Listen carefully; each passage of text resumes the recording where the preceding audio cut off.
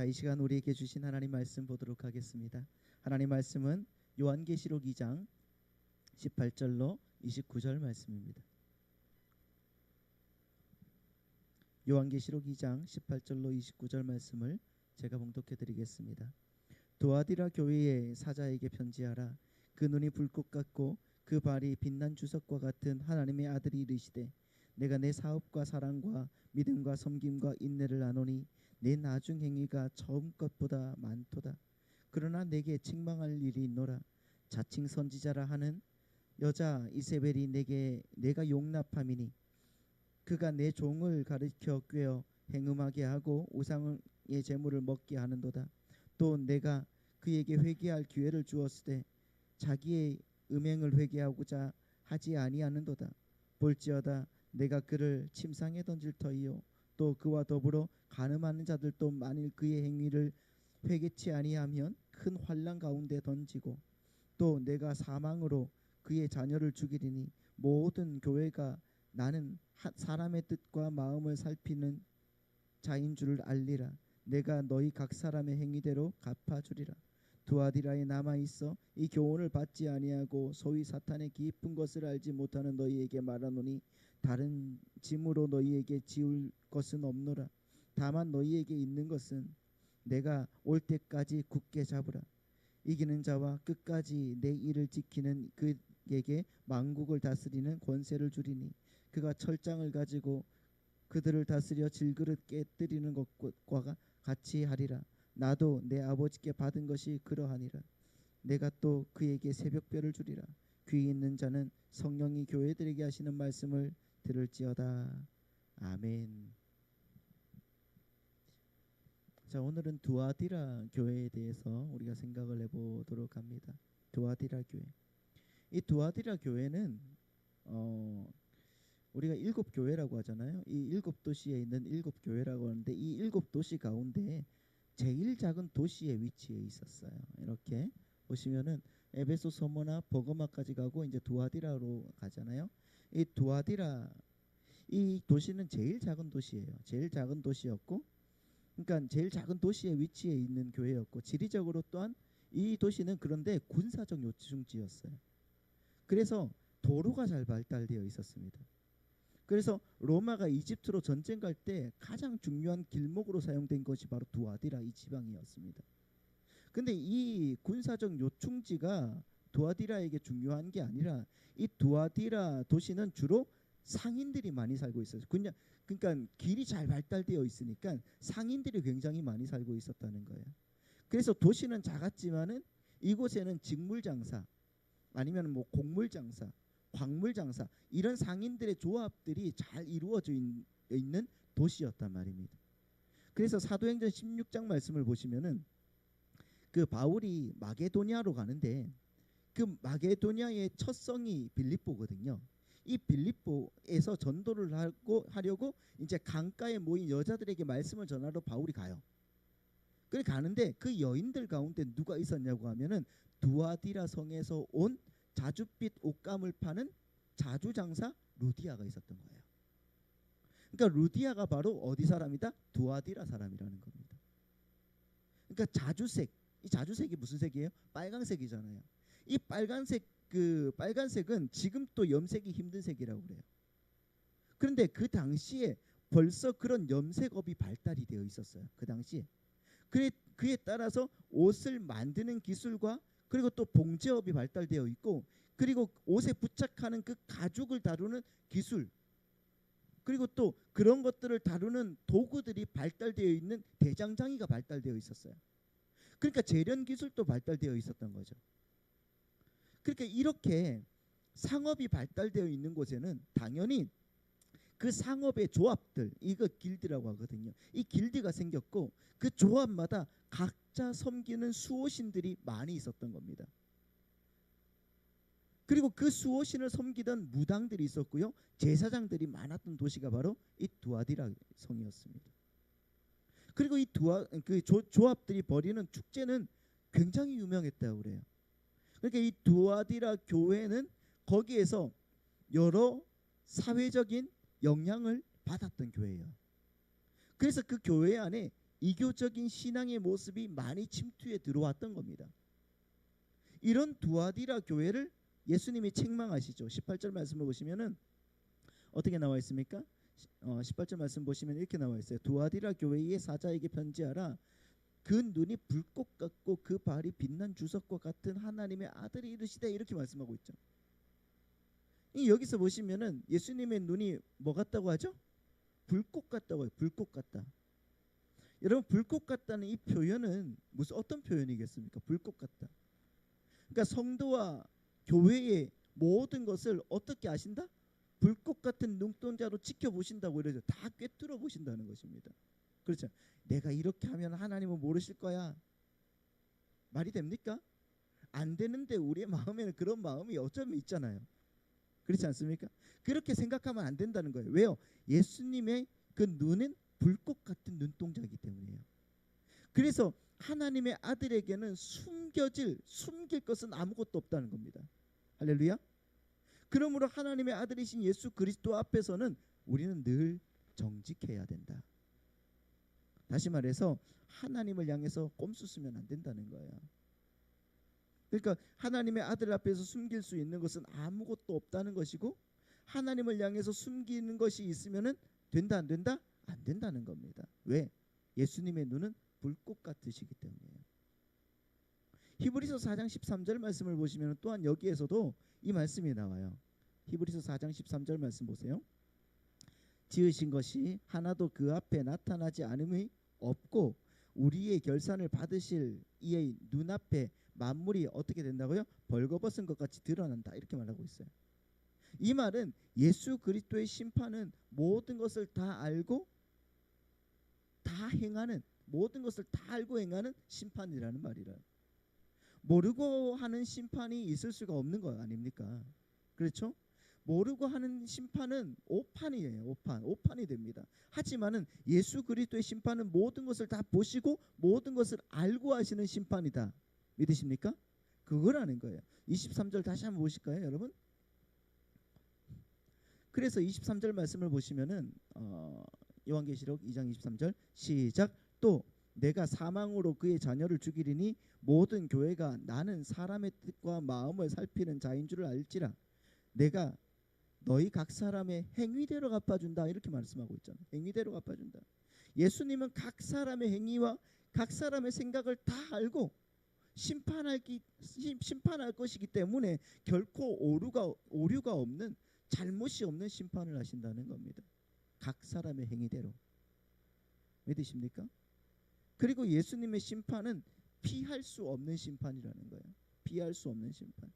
여러분 다시 한번 여러분 18절 말씀을 보시면은 그 발이 뭐 같다고 하시냐고 하면 그 발이 빛난 주석 같다, 이렇게 말씀하시죠. 빛난 주석 같다. 이 말씀이 어디냐고 하면은 요한계시록 1장 15절에도 있어요. 요한계시록 1장 15절에도 이렇게 말씀하고 있는데 어떻게 나오고 있습니까? 시작. 그의 발은 풀무불에 단련한 빛난 주석 같다, 이렇게 말씀하시죠. 똑같이 나와 있죠. 그러니까 예수님의 발은 18절에서, 그러니까 2장 18절에서 빛난 주석, 그리고 1장 15절에서 풀무불에 단련한 빛난 주석이라서 어떻게 합니까? 뜨겁게 빛나는 발인 거죠. 풀무불에서 여러분 단련했으면은 이게 얼마나 뜨겁겠습니까? 얼마나 또한 단단하겠습니까? 그래서 그 발은 원수를 밟는 발이고요. 거기에서 피할 수 있는 원수는 있다 없다? 아무도 없다는 겁니다. 여러분, 예수님은 이 두아디라 교회를 향해서 나는 완벽한 심판주라고 말씀하고 계시는 거예요. 우리 교회를 향해서 나는 완벽한 심판주야, 이렇게 말씀하고 계시는 거예요. 그렇다는 것은 예수님이 심판주로 보인다는 것은 이 교회에 무언가 심판을 받을 일이, 혼날 일이 있다 없다? 있다는 거죠. 그 내용이 뭔지는 이제 곧 차차 여러분들과 함께 이제 살펴보기로 하고요. 근데 그럼에도 이 교회가 혼날 일이 있음에도 불구하고 주님이 두아디라 교회를 먼저 칭찬하시는 장면이 나와요. 그러니까 예수님은 보통 있잖아요. 어떻게 하냐면 보통 칭찬을 먼저 하고 야단을 나중에 쳐요. 이게 좋은 방법인 것 같지 않습니까, 여러분? 애들을 야단 칠 일이 있으면은 먼저 이제 처음에는 야단부터 치면 애들이 기분이 팍 상하잖아요. 그러니까 먼저 칭찬부터 해주고 야단을 쳐도 좀 기분이 덜 나쁘지 않겠습니까? 그래도 지가 알 건 알 거거든요. 그렇게 해주는 우리가 되었으면 좋겠고, 아무튼 예수님도 이 두아디라 교회를 향해서 책망 먼저 하는 게 아니라 칭찬 먼저 하세요. 어떻게 칭찬하시나? 19절 말씀 보시겠습니다. 19절 같이 읽습니다. 시작. 내가 내 사업과 사랑과 믿음과 섬김과 인내를 아노니 내 나중 행위가 처음 것보다 많다. 이렇게 말씀하시죠. 여기를 보면은 신앙생활의 중요한 부분이 다 들어가 있죠. 그렇지 않습니까? 우리 교회 생활에 중요한 부분이 다 있습니다. 뭐 있습니까? 너희 사역과 사랑과 믿음과 섬김과 인내를, 이런 거 다 하잖아요, 여러분. 이 교회 생활이거든요. 이 내가 안다. 아는데 처음보다 점점 시간이 흐를수록 더 너희들이 좋아지더라. 여러분, 이게 한 구절이지만은 이거 엄청난 칭찬 아닙니까? 그렇죠. 그리고 19절에서 내 사업에서 여러분, 이 사업이라는 단어와 나중에 그 나중 행위에서 이 행위라는 단어가 같은 말이거든요. 같은 단어예요. 그러니까 이 말은 19절을 더 정확하게 해석하면 어떻게 말하냐면은 나는 내 행위, 즉 내 사랑과 믿음과 섬김과 인내를 안다. 내 나중의 행위가 처음 것보다 더 많더라. 이거예요. 여러분, 이 말씀이 그러니까 어느 교회와 대조가 될까요? 예? 이 말씀이 어느 교회와 대조가 될까요? 제일 처음에 교회가 어디죠? 에베소 교회. 이 에베소 교회가 대조가 되는 거예요. 왜요? 하면 여러분, 에베소 교회가 왜 책망받았는지를 한번 생각을 해보세요. 에베소 교회가 어떤 교회인지를 한번 생각을 해보셔요. 어떤 교회였을까요? 에베소 교회는 처음 행위를 버렸다고 혼난 교회예요. 처음 행위를 버렸어요. 그러나 두아디라 교회는 오히려 나중 행위가 더 많았다고 칭찬받. 처음 행위가 선했는데 그런데 점점 나중 행위가 더 많았다고 칭찬받는 교회잖아요. 여러분, 두아디라 교회는 예수님을 사랑했습니다. 그리고 형제를 서로 사랑했어요. 그리고 서로 섬기고 인내하고 주님의 사업을 계속적으로 더 잘 수행했던 교회였답니다. 그렇게 훌륭한 교회 아닙니까? 엄청 훌륭한 교회죠. 그리고 그런 은혜가 시간이 지날수록 더욱 성장하는 교회였단 말입니다. 시간이 지날수록 나빠지고 악화되는 교회가 아니라 점점 더 강화되는 교회였다는 거다. 이거잖아요. 얼마나 좋습니까? 우리 교회도 이렇게 되기를 소망합니다. 내 나중 행위가 처음 것보다 더 많도다.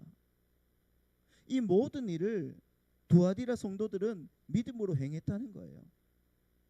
그렇게 주님은 19절 딱 한 절 이렇게 칭찬해요. 그렇죠? 그렇게 칭찬하시지만 19절 딱 한 절만 칭찬하시지만 두아디라 교회를 정말 크게 칭찬하신 거란 말입니다.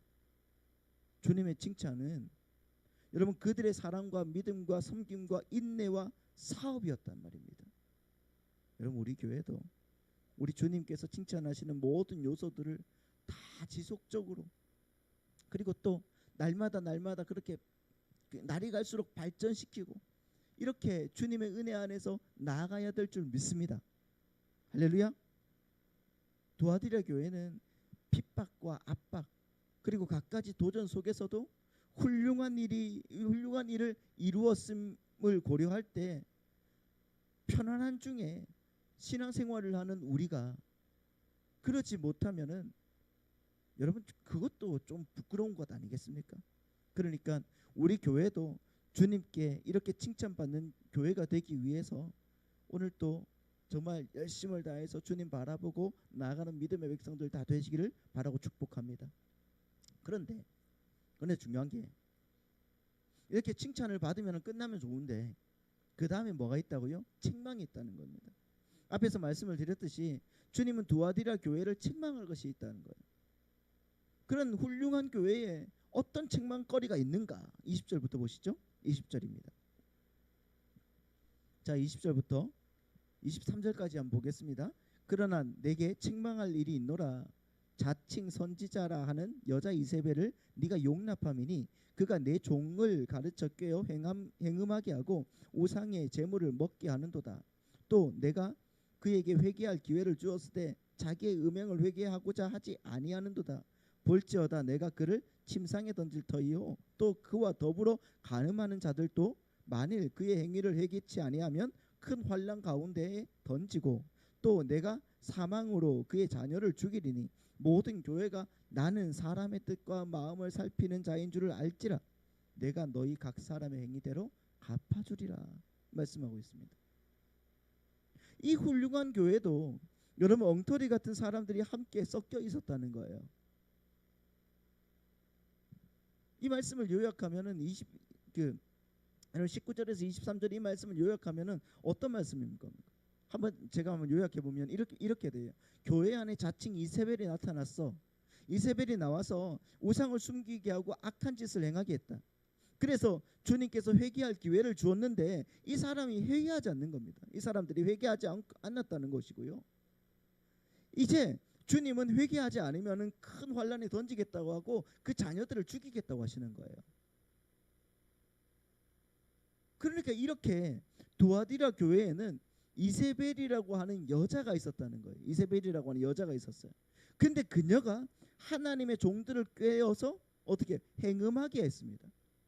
이거는 성적인 부패에 빠지게 했다는 말이잖아요.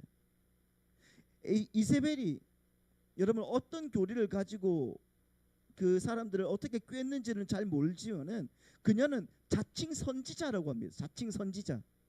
그렇죠. 다른 사람이 혹은 교회가 선지자라고 임명한 것이 아니라 그녀가 자칭 선지자라고 하는 거예요. 근데 이 자칭 선지자가 하나님의 종들을 꿰어서 행음하게 하고 자신도 행음한 것으로 봐서는 이 여자는 분명 잘못된 교리에 빠진 사람임에 틀림없다는 거죠. 여러분 과거에도 보면 이 신령한 운동을 한다는 사람들, 신령한 신앙 운동을 하는 사람들이 그런 거 있잖아요. 피가름을 한다. 들어보셨죠? 이 피가름을 한다고 하면서 여러 사람들을 이렇게 해가지고 행음하게 하는 경우가 많이 있지 않습니까?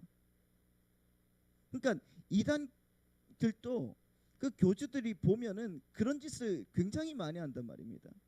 또 옛날에 어떤 계룡산 같은데 그런 데 가면 있잖아요. 신령한 사람들이 굉장히 많이 있지 않습니까? 지금도 많이 있지만은 그래서 예수님의 재림이 뭐 며칠 남지 않았다고 그렇게 예언하는 사람들도 굉장히 많이 있거든요. 그런 사람들이 다 피가름을 한다는 그 헛소리 한다는 그런 헛소리를 하다가 망한다는 겁니다. 이런 사람들이 역사에 보면 참 많이 있었어요. 이게 정말 웃을 일이 아니라 굉장히 많이 있는 일이란 말입니다. 지금도 있어요. 이만희 뭐 신천지 같은 거 아니면 통일교 문선명 같은 거. 문선명은 더 하죠. 지금 또 이런 이단 교주들이 많이 있고 넘어가는 사람들이 많이 있단 말입니다. 정명석이도 마찬가지인 거예요. 그래서 이 사람들 자신이 다 하나님께 계시를 받았다고 하면서 자칭 선지자로 활동을 하고 있다는 겁니다. 제발 여러분 이런 것에 쏘가 넘어가지 마시기 바라고 축복합니다. 이세벨이라는 여자는 이름부터가 여러분 심각하지 않습니까? 그렇죠. 이세벨이 누구죠? 구약에 봤던 사람이잖아요. 구약에서 오므리 왕조에서 가장 악한 왕. 그 사람이 누굽니까? 아합이요. 그 아합의 아내였습니다. 이세벨이. 이세벨은 자기 아버지가 누구냐고 하면 엣바알이라는 사람. 엣바알. 이 엣바알이라는 뜻이 뭐냐고 하면은 바알이 우리와 함께 하신다는 뜻이에요. 그러니까 바알의 제사장이었어요. 엣바알. 그 사람이 두로의 왕을 죽이고 왕이 된 인물이란 말이에요. 그 딸이 이세벨이거든요. 그 이세벨이 이스라엘에 와서 여호와를 섬기는 종교들을 다 쓸어버리고 그 신앙을 싹 쓸어버리고 바알 숭배하는 그 바알 숭배의 그 신앙을 들여왔단 말이에요. 그 악한 여자였던 거예요. 그래서 하나님은 엘리야를 시켜서 이세벨의 수하에 있던 바알과 아세라 선지자들을 다 어떻게 합니까? 죽여버렸어. 그런데도 이세벨은 어떻게 하면 회개하지 않고 오히려 엘리야를 협박하죠. 결국 이세벨은 그렇게 해서 어떻게 되는가? 예후에게 처참하게 죽임을 당해서 개의 먹이가 되었고 그 아들 70명 또 도륙을 당해서 다 죽었습니다. 그럼 한번 생각을 해보자고요. 구약의 내용이나 지금 요한계시록의 내용이 거의 같지 않습니까? 그렇죠? 너희 자녀들을 다 죽여버리겠다. 이세벨의 자녀는 다 죽었어요. 그렇게. 만일 두아디라 교회에서 그러한 이세벨의 가르침을 따르는 자들이 회개하지 않으면 바로 그렇게 처참하게 하나님께서 심판해 버리실 것이라고 지금 경고하고 계시는 거예요. 구약 성경을 훤히 깨고 있던 그 당시의 사람들은 금방 이 의미를 알고 있었을 겁니다. 알게 되었을 거예요. 이세벨은 여러분 왕비였을 뿐만 아니라 바알과 아세라 신을 섬기는 이교 선지자였다는 거예요. 자, 보십시오. 열왕기하 9장 22절 말씀 보겠습니다. 없나요? 자, 열왕기하 9장 22절에 이렇게 나와 있어요. 요람이 예후를 보고 이르되 예후야 평안하냐 하니 대답하되 내 어머니 이세벨의 음행과 술수가 이렇게 많으니 어찌 평안에 있으리라. 이렇게 말하고 있어요. 여기서 보면 이세벨이 술수를 행하던 자였다 이렇게 말하고 있죠. 술수를 행하던 자였다. 있네요. 제가 몇 장 몇 절을 안 적어서 없다고 했는 거구나. 자, 요람이 예후를 보고 예후야 평안하냐 하니 내 어머니 이세벨의 행음과 실수가 이렇게 많으니 어찌 평안이 있으리야 하더라 이렇게 말하고 있죠. 여기서 보면 이세벨이 술수를 행하는 자였다 이렇게 말하죠. 맞죠? 그렇게 얘기하는데 여기서 보십시오. 여기서 이세벨이 행했다고 하는 이 술수라는 단어가 뭐냐고 하면은 히브리어로 쾌셰프라는 말인데 이 쾌셰프라는 말이 마술이라는 말이에요. 마술, 위치크래프트. 그러니까 마술, 요술, 술수 이런 마술을 행하는 자들을 술사, 술객이라고 불렀어요. 요술쟁이라고 불렀단 말이에요. 그 술사가 여러분 어디에 나오냐? 출애굽기에 나오잖아요. 출애굽기 7장 11절. 그 술사라고 되어 있는데 아마 있을 것이죠. 자, 시작. 바로도 현인들과 마술사들을 부르매 그 애굽 요술사들도 그들의 마술로 그와 같이 행했다 이렇게 말하고 있어요. 여기서 요술이라는 단어, 마술이라는 단어가 뭐라고요? 게셰프, 똑같은 단어예요. 그러니까 무슨 말이에요? 이세벨은 그 왕궁에서 마술을 하면서 놀았다는 거예요. 자기 혼자서. 애굽의 술객, 애굽의 마술 요술사라고 이 번역한 단어가 쾌셰프라니까요. 이 사람들이 뭐 했던 사람이에요? 애굽의 신을 섬기던 애굽의 선지자들이요. 그러니까 이세벨은 그렇게 바알과 아세라를 섬기던 술수를 행하는 선지자였다. 그래서 주님께서 자칭 이세벨 이 자칭 선지자로 부르는 이 사람을 어떻게 하는 거예요? 책망하신다는 거예요. 그리고 주님은 이 이세벨의 가르침에 넘어간 자들 또한 어떻게 책망하시고 계신다는 거예요. 그러면 이 이세벨의 가르침이 뭔가 이걸 우리가 알아야 되는 거 아닙니까? 이 이세벨의 가르침이 뭐겠습니까? 이세벨이 이스라엘에 끌고 온 바알과 아세라를 섬기는 이교 신앙이 뭘까요? 무엇이었을까요? 뭐 우리가 알 수는 없어요. 우리가 알 수는 없지만은 엘리야가 그 어디죠? 엘리야와 그 850명의 그 바알과 아세라 선지자가 했던 그 상황을 보면 우리가 알 수가 있는 거예요. 그걸 여러분 우리가 몇 번 같이 한번 생각을 해봤었어요. 갈멜산에서 바알과 아세라 선지자들의 그 종교 행위를 보면 그게 뭔지가 알 수가 있는 겁니다. 그러니까 그걸 다시 한번 우리가 간략하게 한번 생각을 해보면은 자, 열왕기상 18장 26절부터 한번 보시겠습니다. 자, 보시겠습니다. 열왕기상 18장 26절부터 그들이 받은 송아지를 가져다가 잡고 아침부터 낮까지 바알의 이름을 불러 이르되 바알이여 우리에게 응답하소서 하나 아무 소리도 없고 아무 응답하는 자도 없으므로 그들이 그 쌓은 제단 주위에서 어떻게 했다? 뛰놀았다 이렇게 말하죠. 제단 주위에서 뛰놀더라. 27절 정오에 이르러는 엘리야가 그들을 조롱하여 이르되 큰 소리로 부르라. 그는 신인즉 묵상하고 있는지, 혹은 그가 잠깐 나가는지, 혹은 그가 길을 행하는지, 혹은 그가 잠이 들어서 깨워야 할 것인지 하매. 28절입니다. 자, 28절 시작. 이에 그들이 큰 소리로 부르고 그들의 규례를 따라 피가 흐르기까지 칼과 창으로 그들의 몸을 상하게 하더라. 이같이 하여 정오가 지났고 그들이 미친 듯이 떠들어 저녁 소재 들을 때까지 이르렀으나 아무 소리도 없고 응답하는 자나 돌보는 자가 아무도 없었다. 이렇게 말하고 있습니다. 바알과 아세라 선지자들이 그들의 신을 부르면서 어떻게 한다고요? 첫 번째 어떻게 한다고요? 단 주위에서 뛰놀았다. 그리고 두 번째는요, 큰 소리로 그 신을 불렀다. 그리고 세 번째는 자해합니다. 그리고 네 번째는요, 미친 듯이 떠들었다는 거예요. 미친 듯이. 이 떠든다는 말을 원어로 보면은 예언한다는 말이에요. 예언한다. 그러니까 두아디라 교회에 이런 이교적인 행위들이 침투해 들어왔다는 거죠. 그럼 여러분, 오늘날 우리 교회들에 그것들이 어떻게 들어와 있는지를 한번 우리가 생각을 해봐야 되지 않겠습니까? 우리도 한번 생각을 해봐야 되는 거예요. 그럼 먼저 첫 번째, 그들이 단 주위에서 뛰놀았다고 하는데 이 대목이 어떤 의미겠습니까? 단 주위에서 뛰놀았다고 하는데 이게 무슨 뜻이겠어요? 그들은 여러분 제사를 축제처럼 지냈다는 거예요. 그들의 제사는 하나님 앞에 어떻게 축제처럼 드리는 제사였다.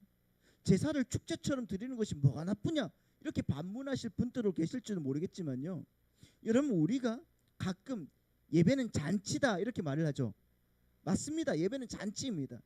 예배는 어린 양의 혼인 잔치의 연장선에 있기 때문에 예배는 잔치가 맞습니다. 하지만 그 잔치는요, 나의 기쁨과 나의 즐거움을 위한 잔치가 아니라는 거예요.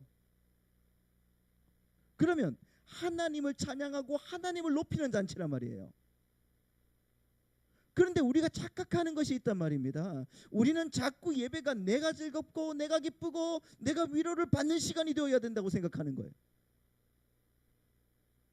그래서 내 예배 시간에 나를 즐겁게 해줄 멋진 뭔가가 있어야 되는 거예요. 멋진 밴드가 있어야 되고, 멋진 드라마가 있어야 되고, 멋진 구호가 있어야 되고, 멋진 춤이 있어야 되고, 멋진 멀티미디어가 첨가되어야 되고, 그래서 지루해지지 않아야 된다는 거예요. 내가 왜? 벌써 예배가 내가 주인공이 되어 있거든요. 그리고 언제부턴가 교회는 회중들의 그러한 요구에 맞춰주기 시작했잖아요. 여러분, 예배는 우리를 즐겁게 하기 위해서, 우리를 위로하기 위해서 하나님께서 우리에게 요구하신 것이 아니란 말이에요. 때때로 성도는 예배 시간을 통해서 성도의 죄가 드러나서 얼굴이 붉어져야 되는 겁니다. 그리고 때때로 성도는 예배 시간을 통해서 하나님의 말씀을 깨닫고 통회하고 자복하는 그런 눈물도 흘려야 되는 거예요. 그리고 때때로는 너무나 작은 우리가 이렇게 드러나고, 아울러 하나님의 그 크심이 완전하게 그렇게 드러나서 정말 하나님 앞에서 내가 압도되어서 헉 하고 숨도 제대로 못 쉴 만큼 예배를 통해서 하나님께 경외감을 느끼셔야 된단 말입니다. 여러분, 예배는요, 어떤 환갑잔치나 돌잔치, 결혼식 이런 것과 완전 다른 잔치란 말입니다. 여러분, 돌잔치 가보면은 정작 주인공인 애는 맞잖아요. 저 방에서 막 울고 있는데 놀러온 사람들, 막 그런 사람들이 주인공인 그런 잔치가 여러분 얼마나 많이 있습니까? 그런데 회중들 비율을 맞추기 위해서 예배를 환갑잔치 하듯 돌잔치 하듯이 그렇게 이벤트화하고 있는 것이 오늘날 교회의 모습 아닙니까? 하나님 책망하신다는 겁니다. 반드시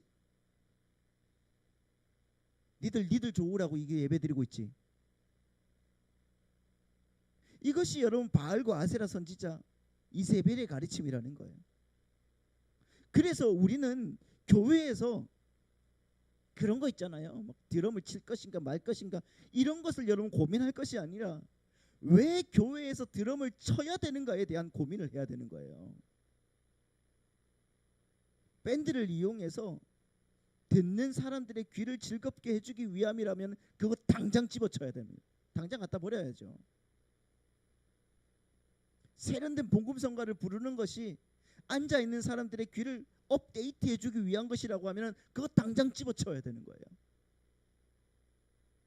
어떤 악기를 가지고 어떤 멜로디와 리듬의 그 찬양을 하는 것은 사실상 여러분 별로 중요하지 않다는 거예요. 누군가 그랬습니다. 교회에서는 피아노만 쳐야 된다고. 어떤 분이 그러더라고요. 그런데 여러분 아십니까? 피아노가 교회에 들어오는데 몇 년의 시간이 걸린지 아십니까? 100년의 시간이 걸렸어요. 피아노도 교회로 들어오는데 100년이라는 시간이 걸렸어요.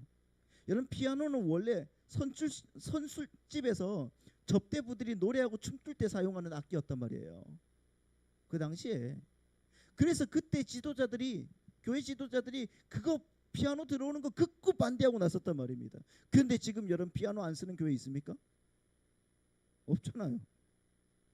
어떤 악기를 쓰느냐고 중요한 게 아니란 말이에요.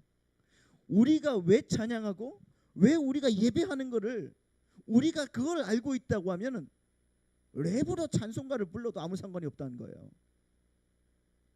헤비메탈 그룹이 우리 교회에 와서 찬양 반주를 하면 어떻습니까? 그러나 여러분 시대의 조류를 따라서 그 사람들의 그 감정을 상하지 않게 하고 그들의 비율을 맞추기 위해서 예배를 자꾸 인위적인 방법을 동원해서 재미있고 감동적으로 만들려고 하는 그 시도들이 있다면은 두아디라 교회가 책망을 받는 것처럼 이 이세벨의 가르침에 빠진 자들인 거예요. 그러니까 우리도 여러분 책망을 받을 수밖에 없다는 거죠. 이런 말은 여러분 널리 전해 주시기 바랍니다. 그럴 수밖에 없어요. 너희들 왜 예배드리냐고 물어보십시오. 두 번째로 이세벨의 가르침을 받은 자들은 어떻게 한다? 큰 소리로 그들의 신을 불렀다고 하죠. 큰 소리로. 큰 소리로 부른다는 것은 단순히 여러분 목소리를 크게 해서 신을 부른다는 의미가 아니에요. 여러분 이 큰 소리로 기도하면 집중도 되고 좋은 점 많지 않습니까? 큰 소리로 기도하십시오. 기도해야 됩니다. 할렐루야. 근데 여기서 큰 소리로 부른다는 것은 그 신이 살아있다는 확신이 없어서 조바심을 내는 것을 의미해요. 여러분 우리가 통성기도를 하죠. 그렇죠? 통성기도를 하는 이유가 뭡니까? 하나님이 살아계십니까? 당신이 살아계시면 나한테 좀 주십시오. 그 하늘에 계신 하나님 앞에 내 목소리가 들리기 위해서 큰 소리로 하는 겁니까? 그렇게 하면 안 되는 거예요. 그 신이 살아있다는 확신이 없어서 조바심을 내는 것을 의미하는 게 큰 소리를 지른다는 겁니다. 다시 말해서 그 신이라는 것은 자기들이 만들어낸 신에 불과하기 때문이에요. 그러니까 조바심이 나죠. 그리고 남에게 과시하기 위해서 여러분이 기도할 때 막 그렇게 막 기도를 할 수가 있잖아요. 큰 소리로 막 기도할 수 있지 않습니까? 그것은 바로 이세벨의 가르침에 빠져 있다는 증거란 말입니다. 그것은 여러분 그 신이 무엇을 요구하는지, 그 신에게 무엇을 요구할 수 있는지 전혀 알지 못하고 그냥 소문으로 풍문으로 들은 그런 어떤 그 종교 행위를 하는 사람들의 특징이 바로 그런 사람들이거든요. 그런 사람들이 두아디라 교회에 있었다는 겁니다. 그러니까 여러분 잘 생각해 보시고 혹여 이 중에는 우리는 안 그런가, 나는 안 그런가 늘 자신을 여러분 돌아봐야 되는 거예요. 내 기로는 어떤가? 혹시 하나님이 살아계신다는 것을 내가 인정하지 못하고 자꾸 그것에 대해서 내가 말하고 있지는 않는가? 우리 성도님들은 안 그럴 줄 믿습니다. 세 번째로 이 이세벨의 가르침을 받은 자들은 자기의 요구가 들어지지 않으니까 어떻게 한다고요? 자기 몸을 자해하는 거예요. 상하게 했다는 겁니다. 자기 몸을 상하게 해서 자기들이 섬기는 신을 협박하는 거예요. 협박하는 거예요. 근데 이게 우리 기독교와 무슨 상관이야? 그러는 분들이 계시죠. 근데 한번 생각을 해보세요. 여러분, 한국 교회가 이렇게 100년 만에 급성장한 비결이 뭔지 아십니까? 네? 한국 교회가 이렇게 100년 만에 급성장하게 된 비결, 새벽 기도예요. 새벽 기도예요. 여러분, 한국 어머니들은 교회가 우리나라에 들어오기 전에도 새벽에 일어나서 자기 소원을 들고 장독대 앞에 가서 정한수 떠놓고 치성을 드렸던 분이세요. 그걸 교회에 와서 하기 시작한 거란 말입니다. 그 치성이면 감천이라는 그 사상이 그대로 교회 안으로 들어와서, 이렇게 내가 새벽에도 잠 안 자고 기도하는데 설마 하나님이 내 기도 안 들어주시겠어? 내 기도 외면하시겠어? 이런 식의 자해 기도가 돼버렸던 거예요. 저도 여러분 고난주간에 금식하겠지만은, 금식하는 사람들도 마찬가지 아닙니까? 어쩌면 대부분의 금식 기도가 뭐예요? 그거잖아요. 이렇게 내가 밥까지 굶으면서 기도하는데 하나님 안 들어주시겠어? 투쟁하는 거죠, 투쟁. 지금 윤석열 탄핵해라, 금식, 단식하고, 탄핵하지 마라, 단식하고, 똑같은 것 아닙니까, 여러분? 투쟁하는 거예요. 나 좀 알아줘.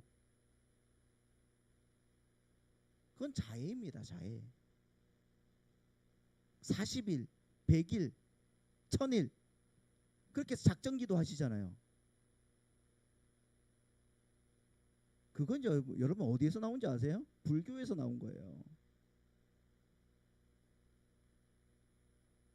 그렇다고 여러분 오해하지 마세요. 절대로 오해하면 안 되는 게, 제가 지금 기도하지 말아라 이렇게 말하는 게 절대로 아닙니다.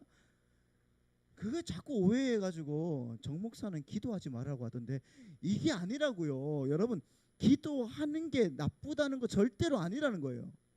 기도하셔야 됩니다. 다만 우리는 1000일 기도가 아니라 평생 기도해야 되는 사람들이라는 것을 알고 가자, 이거란 말이에요. 40일 작정이 아니라 평생을 작정해서 가야 되는 사람들이라는 것을 알고 가자. 제가 말씀드리고 싶은 것은 바로 그거라는 거예요. 뭐 틈만 나면 무슨 40일 작정이야. 뭐 안 되면 무슨 일주일 작정을 하는데 뭐 하든 하라고. 그게 아니라 여러분, 우리 평생 작정하면서 기도해야 됩니다. 제가 여러분 말씀을 드리고 싶은 것은, 그렇게 자해를 해서 하나님으로부터 뭔가를 얻어내려고 하는 것이 바로 이 이세벨의 가르침이라는 거예요. 자꾸 하나님 없는 것처럼, 또 만약에 막 있는 걸로 알고 있다고 하면은 막 협박을 해가지고 막 얻어내려고 하는 것처럼, 그런 삶 우리가 살지 않았으면 좋겠습니다. 네 번째, 이세벨의 가르침을 받은 자들은 어떻게 한다고요? 미친 듯이 떠든다는 거예요. 미친 듯이 떠들었다. 그래서 여러분, 예전의 성경은 어떻게 말하고 있냐면 진언했다, 이렇게 진언했다 그래요. 진언했다. 이것을 히브리어로 뭐라고 하면은 나바 이렇게 말합니다. 나바. 이 말은 미친 듯한 예언이에요. 나비가 예언자거든요. 나바, 미친 듯이 예언하는 거예요. 여러분, 성경에도 예언은 나와요. 하지만 여러분, 성경에서 말하는 믿는 자들이 하는 그 예언이라는 것은요, 하나님의 도우심으로 성경을 잘 이해하고 그것을 풀어서 해석해서 전해주는 것을 예언이라고 하는 거예요. 꼭 기억하시기 바랍니다. 예언이라는 것은 미래를 내가 봐서, 꿈에서 보든 아니면은 환상으로 보든, 내가 그것을 봐서 그 사람에게 너 이렇게 될 거야 라고 말하는 것이 아니라, 하나님의 도우심으로 성경을 잘 이해하고 그것을 풀어서 해석해서 전해주는 것을 말하는 거예요. 예언이. 그래서 여러분, 예언이라는 그 한문은요, 그 우리가 쓰는 예언이라고 하는 그 한문 뜻은 뭐냐고 하면은, 우리가 예언할 때, 그러니까 미래를 예언해 주는 그 예자가 아니라 은행에 예금하는 예자를 쓰는 거예요. 은행에 예금해 준다. 그 예자를 쓰는 거란 말이에요. 하지만 여러분 이세벨의 가르침에서의 그 나바 예언이라는 것은 그야말로 미친 듯한 예언을 말하는 것이거든요. 근데 지금 이 시대가 그런 인간들이 얼마나 많으냐고요.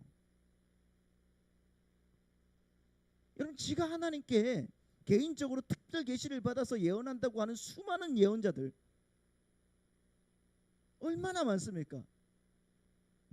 그 사람들이 모두 다 이 미친 듯한 예언을 하는 사람들이라는 거예요. 여러분 속지 마시기 바랍니다. 속으면 안 돼요. 보세요. 이 이세벨의 가르침이 여러분 오늘날 우리 교회에 얼마나 많이 들어와 있냐고요. 여러분 왜 하나님을 섬긴다고 하면서도 여전히 이런 어처구니 없는 이교적인 신앙에 빠져 나가는지 여러분 아시겠습니까? 왜 그렇습니까? 그들의 신앙에 누가 빠져 있어서 그런 겁니까? 예수 그리스도가 빠져 있어서 그런 거예요. 여러분들이 그리스 로마 신화를 읽거나 들어본 적이 있을 거예요. 그렇죠? 거기에 여러분 누가 삽니까?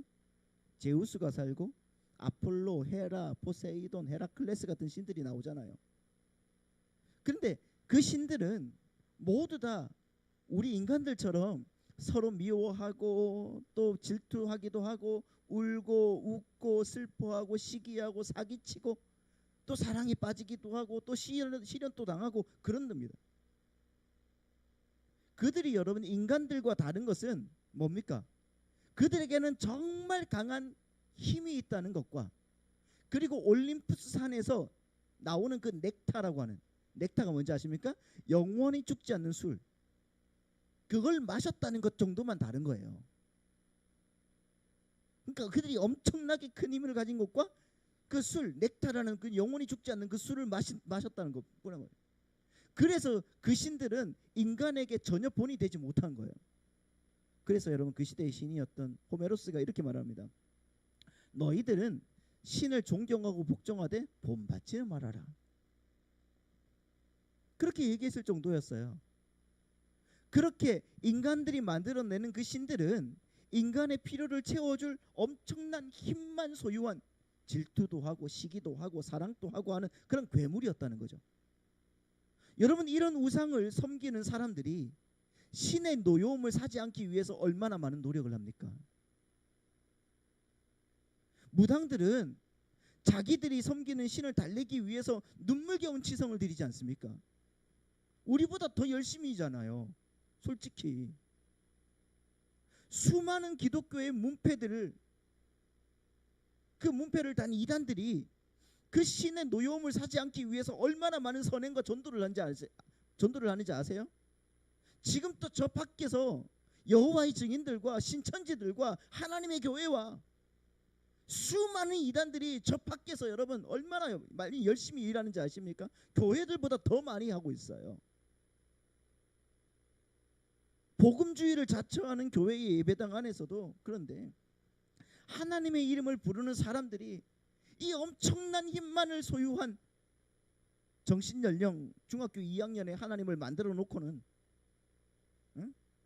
얼마나 그 신들을 조롱하고 있습니까? 그 신에게 조르기만 하면은 그 신은 언젠가 그 고집을 꺾고 그 조르는 사람의 말을 들어줄 거라고 생각하지 않습니까? 지금 그러잖아요. 그리고 평소에 그 신을 잘 달려놓지 않으면은 그 신은 언제든지 자기의 삶에서 내려와서 깽판을 부릴 것이라고 생각해서 주일 성수도 내가 잘해야 되고 헌금도 열심히 해줘야 되고 때를 맞춰서 선교도 가고 전도도 하고 열심히 그런 엉터리 신앙이 얼마나 많이 있냐고요. 지금